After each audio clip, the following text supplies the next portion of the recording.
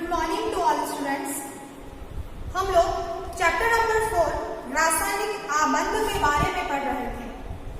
रासायनिक आबंध में हमने कुछ बंधों के प्रकार देखे थे, जिसमें हमारा सबसे इम्पोर्टेंट जो बंध था वो था हमारा सहसंयोजक बंध, जिसमें हमने लुईस का अष्टक नियम भी देखा था। आज उससे हम थोड़ा और आगे बढ़ते हैं और संकरण के बारे में बात करते हैं। तो आइए हम लोग देखें कि संकरण जो है वो होता क्या है। आपके पास में यहाँ पर दो कक्षक है। जब दो कक्षक, ये भी कक्षक है और ये भी कक्षक है, जब दो कक्षक आपस में मिलकर एक नया कक्षक बनाते हैं, जब दो कक्षक आपस में मिलकर एक नया कक्षक बनाते हैं, ये बनने वाला कौन सा कक्षक है? नया कक्षक। तो वो अपनी ऊर्जा का समान आकार, समान संख्या, समान ऊर्जा में पुनर्वितरण करता है। तो जब दो कक्षक आपस में मिलकर एक नया कक्षक बनाता है तो अपनी ऊर्जा का वो पुनर्वितरण करता है समान आकार और समान संख्या में। ऊर्जा का पुनर्वितरण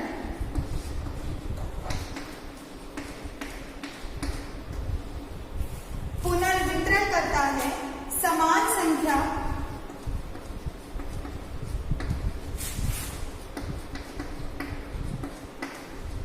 समान आकार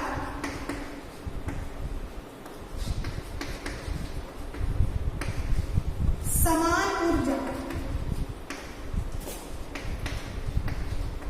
हम यहाँ पे मान लेते हैं 5, यहाँ पे मान लेते हैं 5 बराबर 10। देखो कि जब दो कक्षक, ये दो कक्षक है, जब दो कक्षक, दो ऑर्बिटल आपस में मिलकर एक नया कक्षक, नया ऑर्बिटल बनाते हैं तो वह अपनी ऊर्जा का पुनर्वितरण करते हैं समान संख्या और समान आकार में। यहाँ पर ऊर्जा का जो वितरण हो रहा है वो भी समान ही होगी। जैसे यहाँ पर 5 है तो यहाँ पर 5 ही है, ये संख्या समान है, इसका आकार गोला है तो इसका आकार भी गोला है, ये आकार समान है और यहाँ पर ऊर्जा का जो पुनर्वितरण हो रहा है वो भी समान ही होता है। तो बनने वाला जो नया कक्षक है उसे संकरित कक्षक, और इस प्रक्रिया को हम क्या कहते हैं? संकरण कहते हैं। एक बार फिर सुनो इसे कि संकरण किसे कहते हैं? जब दो कक्षक आपस में मिलकर एक नया कक्षक बनाते हैं तो वह कक्षक अपनी ऊर्जा का पुनर्वितरण करता है समान संख्या और समान आकार में। तो बनने वाला कक्षक संकरित कक्षक, और इस प्रक्रिया को हम लोग संकरण कहते हैं। आगे देखें कि ये जो संकरण है ये कितने प्रकार का होता है।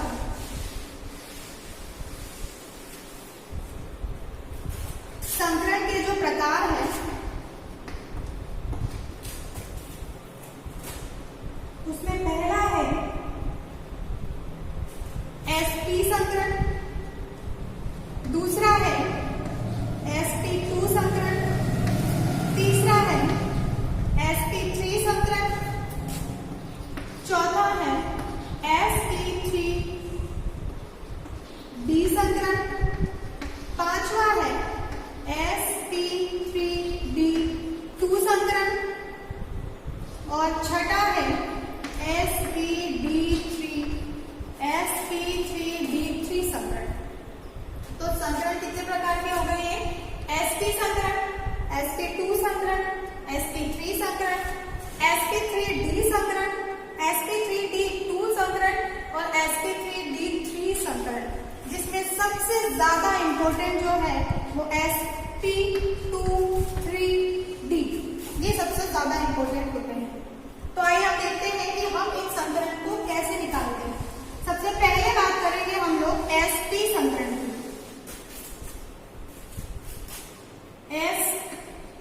पहला संकरण है हमारा sp संकरण।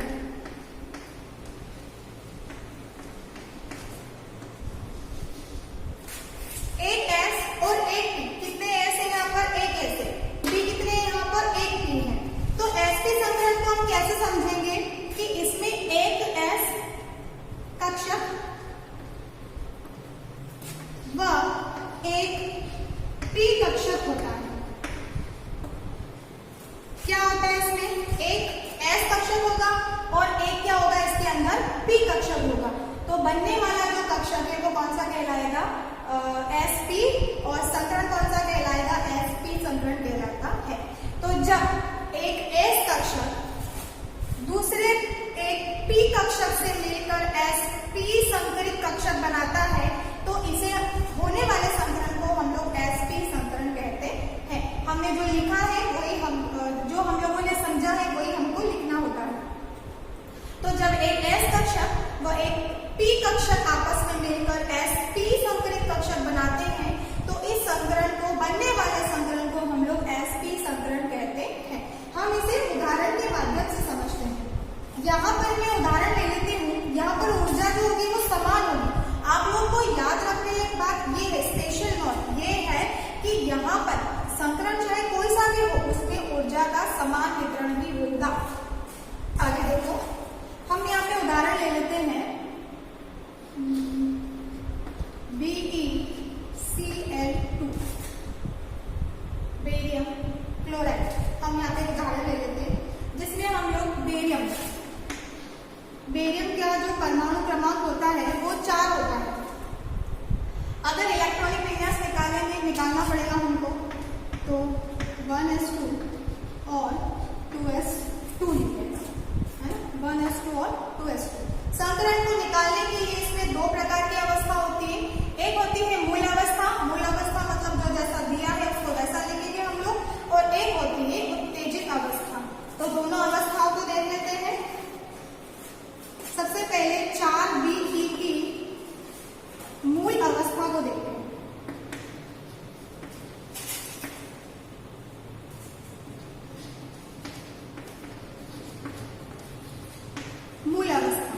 मूल अवस्था में S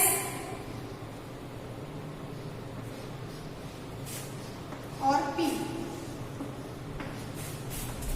यहाँ पे 1s मतलब S और P। कितने S में कितने? 2, 1, 2। 2s2 में कितने? 2, 1, 2। P में कुछ है क्या? नहीं है। तो हम यहाँ पे लिख भी सकते हैं कि 2P0। यहाँ पे कुछ भी नहीं है ना? ये क्या थी? हमारी मूल अवस्था, जिसमें जो दिया है वो हमने लिखा। आगे बात करते हैं उत्तेजित अवस्था की।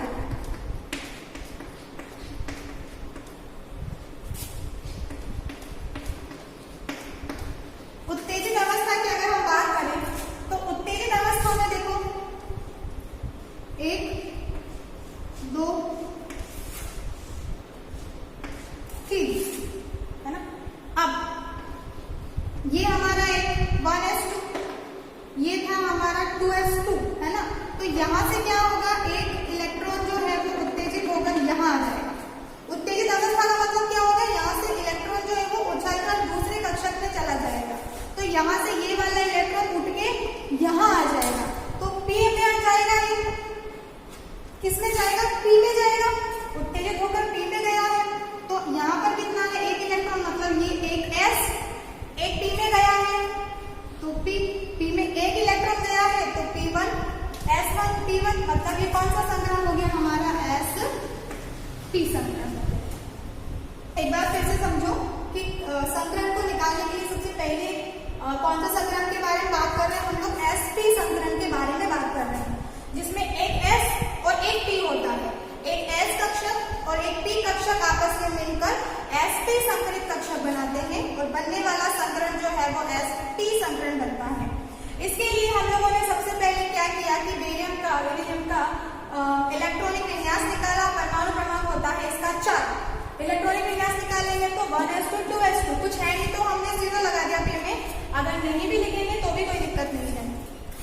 आगे इसके अंदर जो अवस्था होती है वो 2 अवस्था होती है। एक होती है मूल अवस्था, दूसरी होती है उत्तेजित अवस्था। मूल अवस्था में क्या होता है? जो दिया है हमने वही करना होता है। जैसे यहाँ पर 1s2 वहां पे 2s2 P खाली है तो हमने खाली छोड़ दिया था। उत्तेजित अवस्था में क्या होगा कि यहाँ से इलेक्ट्रॉन उछल के यहाँ आएगा, यही आएगा। जब भी इलेक्ट्रॉन की बात करेंगे हम उछलने की तो वो उछलेगा इधर, आगे उछलेगा। तो एक ही था तो एक उछल के यहाँ आ गया, है ना?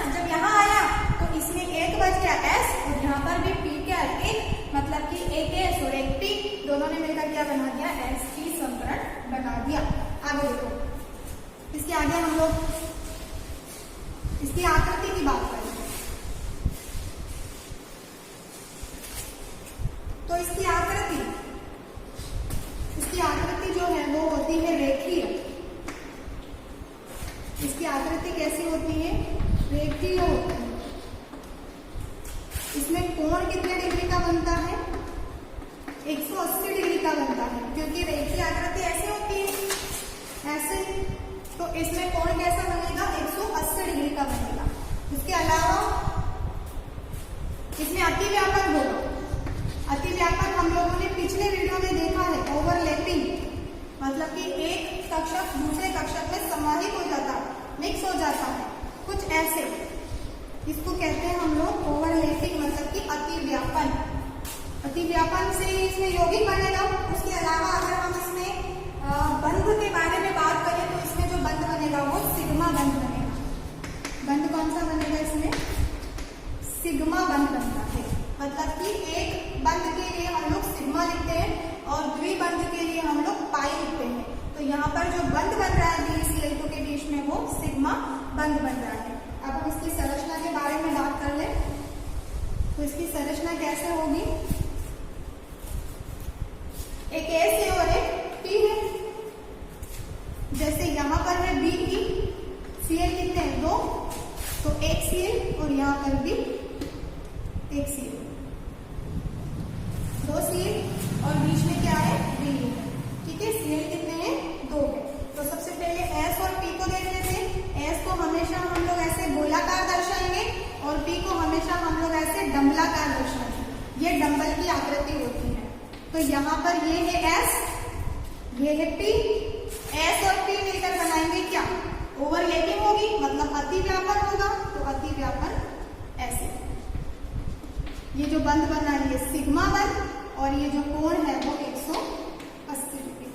तो ये तो क्या बन गया हमारा SP। अब BeCl2 की संरचना देख लें तो B कितना है? 1 और Cl कितने हैं? 2। तो सबसे पहले बना देते हैं B।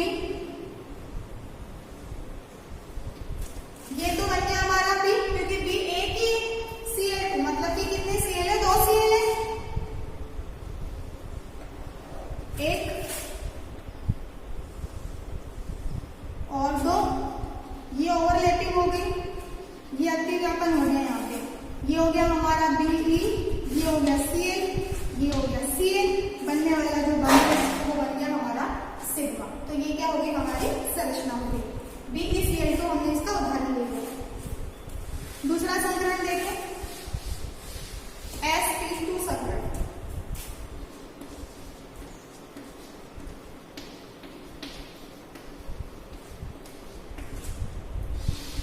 sp2 संकरण। sp2 संकरण में क्या होगा? एक S कक्षक होगा और 2 P कक्षक होंगे, क्योंकि P2 है। कितने कक्षक होंगे? हमेशा sp3 में भी यही होगा, एक S कक्षक और 3 P कक्षक हो जाएंगे। sp3d में भी यही होगा, एक S कक्षक, P के 3 कक्षक और D 0 हो जाएगा। तो ऐसे S तो हमेशा क्या रहेगा? एक ही रहेगा, क्योंकि S में मैक्सिमम 2 इलेक्ट्रॉन ही आ सकते हैं। तो एक S कक्षक और एक और 2 P कक्षक मिला के क्या बनाएंगे? sp2 संकरित कक्षक बनाएंगे और बनने वाला संकरण जो है वो sp2 संकरण कहलाएगा। इसके लिए हम उदाहरण ले लेते हैं BeCl3। BeCl3 में हम लोग बोरोन का देख लेते हैं। बोरोन का जो परमाणु क्रमांक होता है वो 5 होता है। अगर इलेक्ट्रॉनिक विन्यास निकालेंगे तो 1s2, 2s2 और 2p1, मतलब p में 1। अब दोनों अवस्था देख लेते हैं कि सबसे पहली अवस्था देख लेते हैं हम लोग मूल अवस्था। मूल अवस्था देखो तो ये S का, ये एक और S का और ये P के। S में कितने? 2, एक और S में कितने हैं? 2, P में कितना है? 1, तो 1। अब इसकी उत्तेजित अवस्था देख लें। उत्तेजित अवस्था में क्या होगा? इलेक्ट्रॉन उछलेगा, उछलकर यहाँ पर पेयर ही बनाएगा। वो यहाँ पर एक युग्म नहीं बनाएगा, जबकि जो जगह खाली है वहां पर जाएगा। जो ऑलरेडी भरी हुई है इलेक्ट्रॉन उछल के वहां पर कभी नहीं जाएगा। जहां उसको खाली जगह दिख रही है वो उत्तेजित होकर वहीं पे जाएगा। तो ये इलेक्ट्रॉन क्या होगा, उत्तेजित होकर यहाँ आ जाएगा। ये इलेक्ट्रॉन क्या है, यहां से उत्तेजित होकर यहां आ जाएगा। तो देखो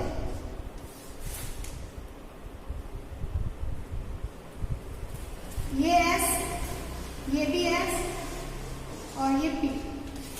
ये S है हमारे पास ऑलरेडी, इस S का उत्तेजित होकर उधर चला गया तो यहाँ एक अकेला S बच गया और ये हमेशा बचेगा। उसके अलावा एक इलेक्ट्रॉन यहाँ है ऑलरेडी, जो उत्तेजित हो गया वो यहाँ उठ के आ गया, तो एक S और 2 P, मतलब sp2।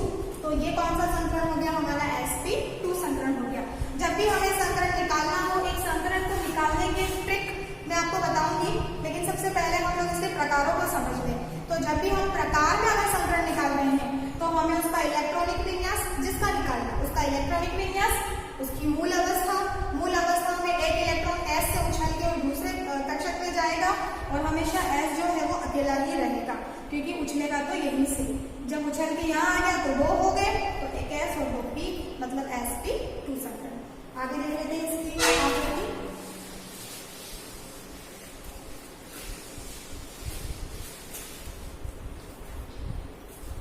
आकृति की अगर हम बात करें तो इसकी आकृति जो होती है वो समतल त्रिभुजी होती है। समतल त्रिभुजी होती है। इसके अंदर जो बंध कोण होता है वो 120 डिग्री होता है। बंध कोण जो है वो 120 डिग्री का होता है और इसके अंदर बंध जो बनते हैं वो सिग्मा बंध, इसको सिग्मा कहते हैं। सिग्मा बंध बनते हैं। अगर हम लोग आकृति के बारे में देखें तो देखो इसकी आकृति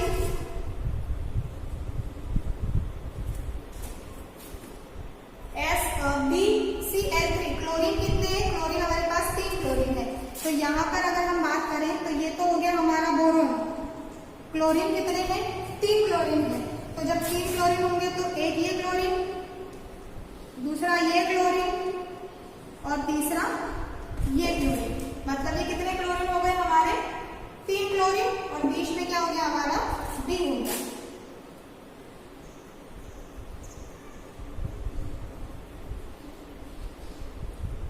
तो ये क्या है हमारा B, ये Cl, ये Cl, ये Cl। समतल त्रिभुजी, ये हो गई हमारी आकृति, मतलब इसकी संरचना समतल त्रिभुजी। तो इसी तरीके से हम लोग बाकी के भी संकरण आसानी से निकाल सकते हैं। मैं आपको बाकी का निकालने के लिए होमवर्क के तौर पे दे रही हूँ, उदाहरण में दे रही हूँ, आकृति में बता रही हूँ। निकालना आपको पड़ेगा sp3, sp3d, sp3d2, sp3d3। आपको ये होमवर्क के तौर पे मिल रहा है, आपको बिल्कुल वैसे ही निकालना है जैसे हमने sp और sp2 का निकाला है।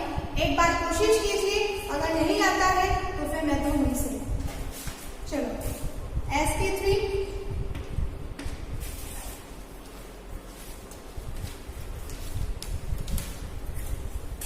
sp3d और sp3d2 यहां तक आप निकालेंगे, जिसमें sp3 में मैं आपको उदाहरण दे रही हूं CH4 का, एक कार्बन है, 4 हाइड्रोजन है। अगला उदाहरण दे रही हूं मैं आपको sp3d में PCl5 का, और sp3d2 में दे रही हूं मैं आपको SF6 का। यहाँ पे आपको कार्बन का इलेक्ट्रॉनिक विन्यास निकालना, फिर यहाँ पे फास्फोरस का निकालना और यहाँ पे सल्फर का निकालना।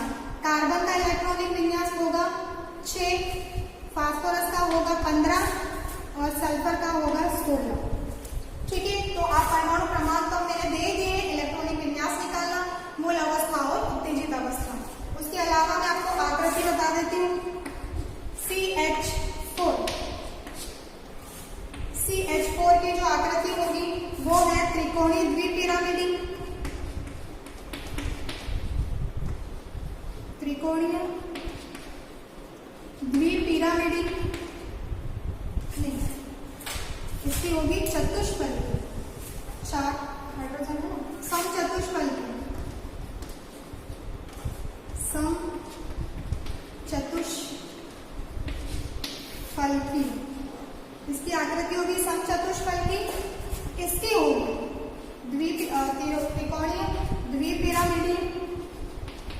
इसकी आकृति होगी त्रिकोणीय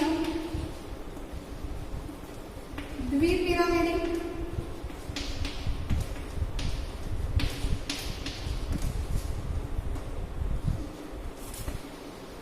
और इसकी आकृति होगी अष्टफली।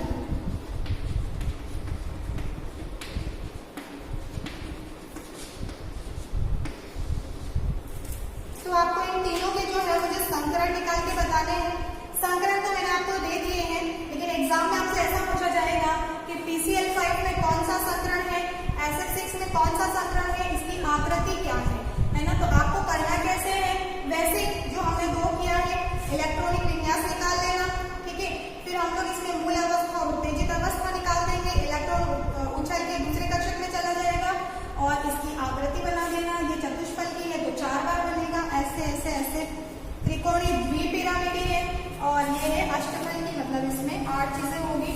तो आपको इस तरीके से संकलन निकालना है। इसके आगे और एक नया टॉपिक जो है वो कल से हम लोग स्टार्ट करेंगे। आज के लिए काफी।